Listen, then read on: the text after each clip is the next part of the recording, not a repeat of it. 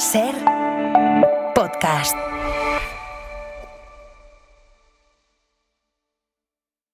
Airi Dordas, buenas noches. Buenas noches, ¿qué ¿Cómo tal? estás? Muy bien.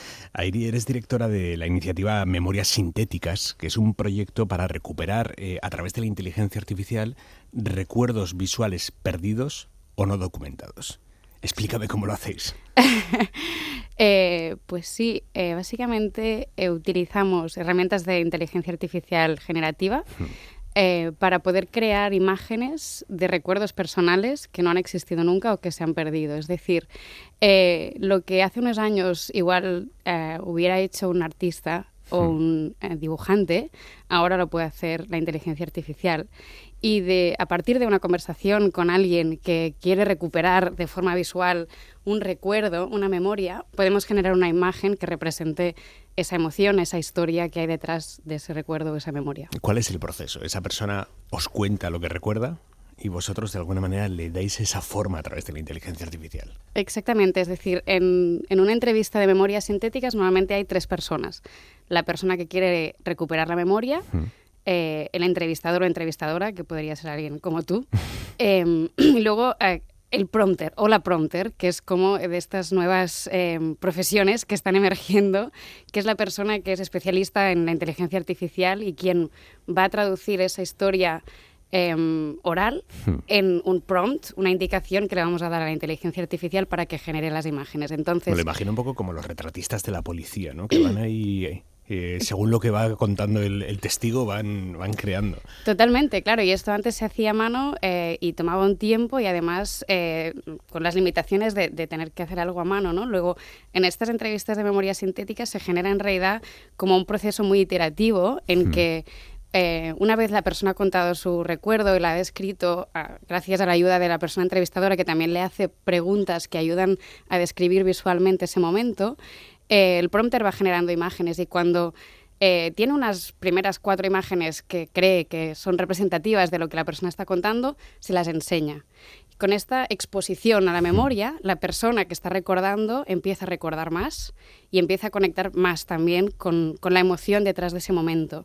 Y a partir de ahí empieza como este proceso iterativo en que la persona va dando más detalles, va dando feedback, va diciendo, oye, igual esto no era tan así, la mesa no era de plástico, era de madera, o las paredes en realidad eran como mucho más oscuras, o no estaba en un sitio interior, sino que estaba en una terraza. Y a partir de aquí el prompter va mejorando el prompt, va mejorando la indicación, va generando nuevas imágenes, porque esto se puede hacer en cuestión de segundos, hasta que conseguimos una imagen que la persona dice, sí, esto es lo que representa, este es mi recuerdo, esto es lo que representa mi recuerdo.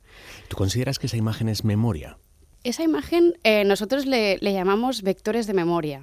Es decir, son imágenes imperfectas, son imágenes que recuerdan más a una pintura al óleo que a una foto, y lo que su labor es ayudar a esa persona que la ha construido con la ayuda del prompter a poder explicar esa historia con algo tangible, ¿no? O a poder utilizar ese artefacto tangible para conectar con ese momento, ¿no? ¿Cómo es la sensación de la persona que os está narrando su recuerdo en el momento en el que por primera vez ve algo visual parecido a su recuerdo?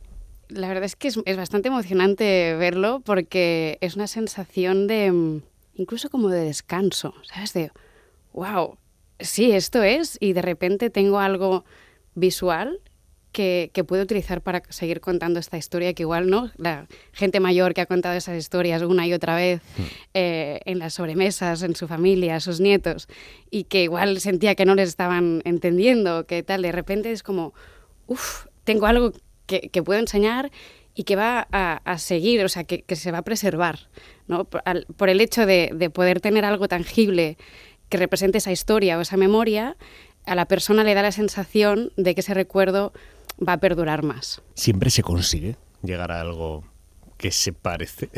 No. No, la verdad es que en la mayoría de los casos sí. También es verdad que con estos 2 o 3 años que llevamos de iniciativa hemos ido mejorando mucho el proceso de entrevista, de cómo hacer el prompt para que nos dé una imagen que sea representativa, pero es verdad que a veces no funciona y principalmente es por 2 razones. Una vez es una razón muy personal, ¿no? De personas que igual o nosotros no hemos hecho bien la gestión de expectativas o por un tema de personalidad que buscan algo como muy perfecto, ¿no? Buscan la foto esa, que no la vamos a conseguir, porque nosotros somos muy claros, ¿no? No recreamos fotos perfectas de ese momento, recreamos imágenes representativas de ese momento. Y a veces pues hay gente que no conecta con la metodología y está bien. La otra razón por la que a veces nos pasa que no funciona es por el hecho de que la inteligencia artificial generativa es por defecto sesgada. Entonces, como sabéis, la tecnología de inteligencia artificial generativa no deja de ser una tecnología predictiva y estadística que lo que hace es intentar darte una respuesta a la pregunta que le planteas en base a los datos a los que puede acceder en Internet. Internet ha estado creado en los últimos 30 años, principalmente por países del norte global.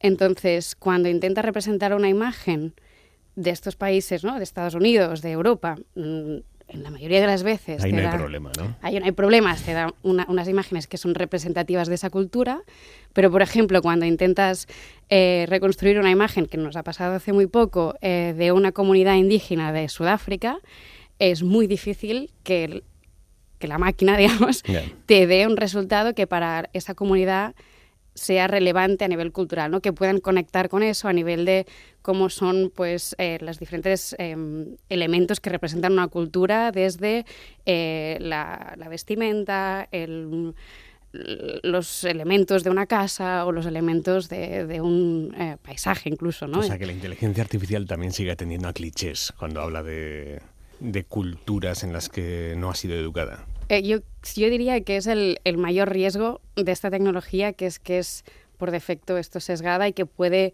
si no tienes una mirada crítica o no puedes hacer un proceso de entrenamiento cultural, que es lo que estamos haciendo ahora, el riesgo es que perpetúe el estereotipo, que perpetúe el sesgo que tenemos a nivel informativo en la sociedad. Vosotros, claro, lleváis a lo físico, digamos, a lo tangible, recuerdos que por definición son subjetivos de las personas, porque yo ahora tengo recuerdos de experiencias que efectivamente viví hace 15 años, pero posiblemente si las comparara con la experiencia vivida, si comparara mis recuerdos actuales con aquella experiencia, se parecerían con un huevo a una castaña, ¿no? Los he ido performando mucho dentro de mí.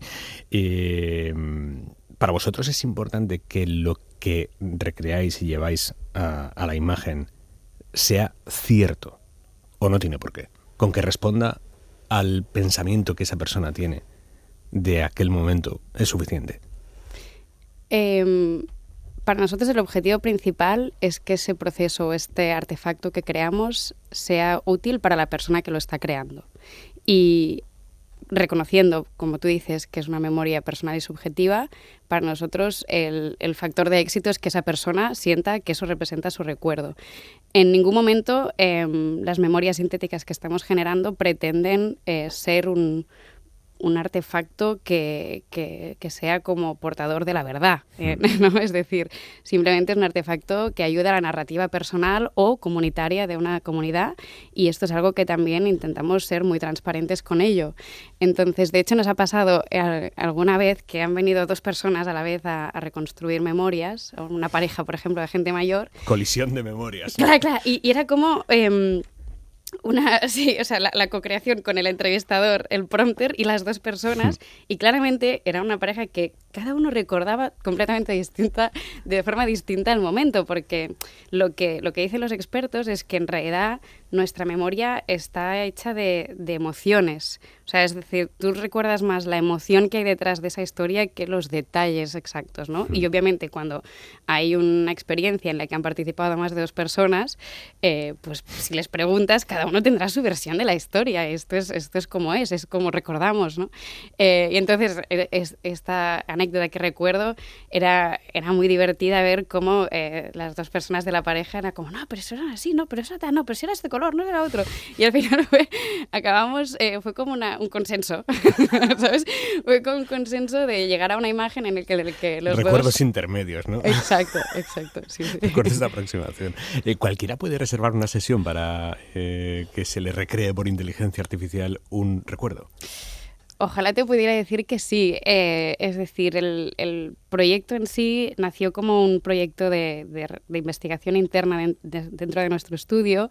Empezamos haciendo experimentos con nuestros abuelos, de hecho, en el estudio, y tuvimos la suerte el año pasado de poder abrir en el Museo del Diseño de Barcelona la primera oficina pública de memorias sintéticas. Y esto estuvo abierto durante 3 meses y en ese momento sí que la gente podía programar una entrevista para poder ir allí. Era un servicio al servicio de la ciudadanía de Barcelona.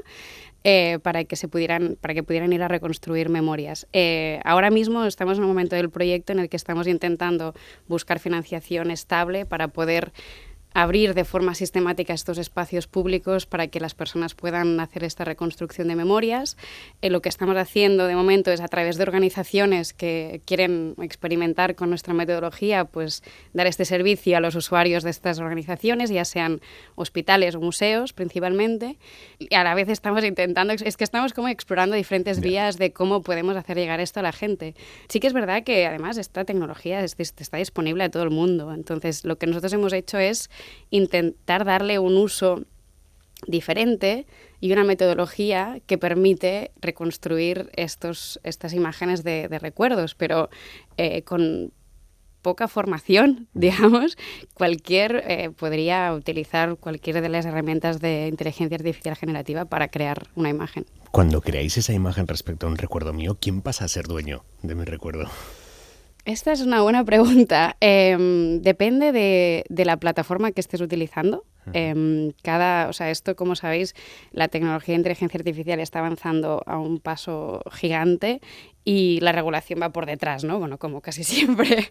Entonces, dependiendo de la plataforma con quien estés trabajando, tienen sus políticas propias de copyright, pero en principio lo que más prevale es que cualquier imagen de inteligencia artificial no tiene copyright. Entonces, la imagen obviamente se entrega a la persona de forma física y digital, pero a nivel legal de momento no tiene copyright. Todo el mundo, entiendo que sí, que cuando os llega un recuerdo es un recuerdo positivo. ¿O no tiene por qué? No tiene por qué. Sí que es verdad que son recuerdos especiales, cargados de mucha emoción. En general son positivos también, ¿no? Obviamente esto está a la elección de la persona. Nosotros normalmente empezamos siempre preguntando: ¿cuál es tu primer recuerdo? ¿Cuál es? De la infancia. De la infancia. Vale. ¿Cuál es tu primer recuerdo? Y aquí... Lo que pasa es que los recuerdos de la infancia al final nunca son nuestros recuerdos, son recuerdos respecto a lo que nos han contado, ¿no? Pero es una historia que para ti es especial. Yeah. Y esto es suficiente para empezar a indagar en las memorias de una persona. Luego a veces no se recuerda este primer recuerdo o no es suficientemente especial, pero la persona te va contando sobre su vida y a través de la historia personal de cada uno pues vas identificando esos momentos especiales. Luego me decías si todos los recuerdos son positivos. También hemos tenido recuerdos, hubo una anécdota muy buena de una persona que se acercó a la oficina del Museo del Diseño que nos pedía reconstruir la contraseña de su ordenador porque la había olvidado. ¿Lo conseguisteis? No, obviamente no. Pero no, es divertido. Luego, anécdotas más curiosas o que te plantean también o nos han planteado cuestiones éticas fue, por ejemplo, una persona que quiso reconstruir un recuerdo que en realidad no había existido y ella decía que nunca existirá. Y ella quería reconstruir una imagen de la persona que la había abusado estando en un juicio en el que no había pasado y probablemente nunca pasaría. Y en ese momento me acuerdo que el equipo nos planteó la pregunta, ¿no? De ¿podemos hacer esto o no? La verdad es que siendo muy transparentes con ella de cuál era nuestro ámbito de trabajo y el objetivo del propio proyecto, al final es lo que te comentaba antes. Para nosotros no deja de ser dar una herramienta a una persona para contar su historia y a veces pues esta herramienta te ayuda simplemente a recordar o esta historia te ayuda a curar en cierta forma, ¿no? Entonces, no siendo el objetivo del proyecto, esto sí que es verdad que me gustaría dejarlo claro, decidimos, viendo que ella era muy consciente de lo que estaba haciendo, pues tirar hacia adelante y animarla además que utilizara esta imagen probablemente con su terapeuta o con profesionales que la pudieran ayudar a trabajar esa historia que obviamente estaba cargada de traumas. Más allá de este caso concreto, ¿os genera alguna duda ética lo que hacéis? Sí, varias. Sí. Por un lado está el uso de la tecnología en sí, que como sabéis es una tecnología que según con qué plataformas que no son abiertas, o sea, de código abierto, son plataformas bastante opacas en cuanto a sus algoritmos, en cuanto a su impacto en el medio ambiente. Entonces, en este caso, la propia tecnología nos genera debates éticos, por eso siempre somos muy transparentes con qué plataformas, qué algoritmos y qué modelos utilizamos. También somos transparentes reconociendo que hay algunas preguntas a las que no tenemos respuesta aún. Y luego, a nivel de la propia metodología de generar imágenes que representan memorias subjetivas, pues nos han planteado muchísimo, ¿no?, esta pregunta de lo que tú decías, apuntabas al principio. Al final es una memoria subjetiva, esto puede no ser la realidad. Y la verdad es que la forma en que tenemos de plantear estas dudas, que son absolutamente lícitas, es decir, nosotros somos muy transparentes con lo que estamos generando, es decir, es una imagen creada por inteligencia artificial que representa una memoria totalmente subjetiva. Esto en ningún caso puede servir para decir esto fue así, ¿no? Entonces, pues como cualquier otra herramienta de este tipo, hay que ser transparente y luego cuando utilizamos estas memorias en instalaciones artísticas o exposiciones para representar narrativas colectivas, pues lo importante aquí es no solo mostrar estas narrativas personales, sino poder dar un contexto histórico y social a estas narrativas que estamos intentando explicar o visibilizar. ¿Y crees que a medio largo plazo, por lo que estáis viendo de cómo funciona esta tecnología, hablábamos antes de los retratistas de la policía, ¿crees que a no mucho tardar podría llegar a utilizarse, por ejemplo, para la reconstrucción de la escena de un crimen de la que no hay imágenes, pero que se pueda reconstruir con los testimonios de las personas allí presentes? Es que probablemente esto ya se está haciendo, ¿no? Porque realmente, es decir, no lo desconozco, pero imagino que estas herramientas de inteligencia artificial están disponibles para todo el mundo. Imagino que la policía acostumbra a ser también uno de los órganos que primero tienen acceso a este tipo de tecnologías, así que imagino que en cierta forma se está utilizando ya. Cuando voy a hablar de vuestro proyecto, se me vino a la cabeza un cuento de Borges, que es Funes el Memorioso, en el que el protagonista lo recuerda todo, recuerda cada detalle de su existencia y al final termina colapsando precisamente por eso. ¿Los humanos no necesitamos también poder olvidar para poder seguir viviendo? Sin duda, sin duda. De hecho, yo creo que lo que hemos descubierto a través de nuestro proyecto es que además cada uno recuerda lo que quiere, ¿no? Antes lo decías tú también y no lo quiere recordar todo. Y de hecho, una de las prácticas éticas que nosotros siempre planteamos cuando hacemos formación a equipos para reconstruir memorias es: en ningún momento hay que forzar a la persona a recordar nada. Esto es un proceso absolutamente libre y si una persona no quiere ir hacia un recuerdo, no hay que forzarla.